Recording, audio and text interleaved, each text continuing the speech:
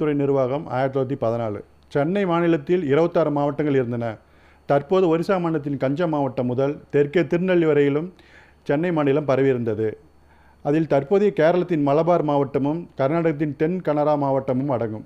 1911ஆம் ஆண்டு கணக்கெடுப்பின்படி சேலம் மாவட்டம் 6300 சதுர மைல் பரப்பளவு கொண்டதாக இருந்தது.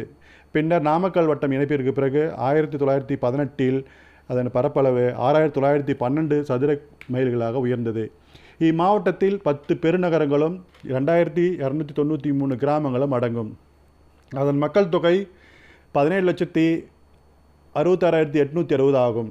1920ஆம் ஆண்டு கணக்கெடுப்பின்படி 20,12,034 உயர்ந்தது.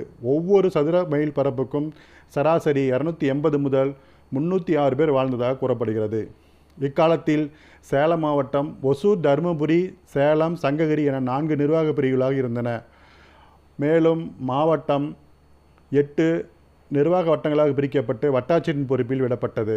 அவை ஒசூர், கிருஷ்ணகிரி, தருமபுரி, ஓமலூர், ஊத்தங்கரை, சேலம், ஆத்தூர், திருச்செங்கோடு ஆகியவையும் ஆகும். பின்னர் நாமக்கல், ராசிபுர வட்டங்கள் ஏற்படுத்தப்பட்டன.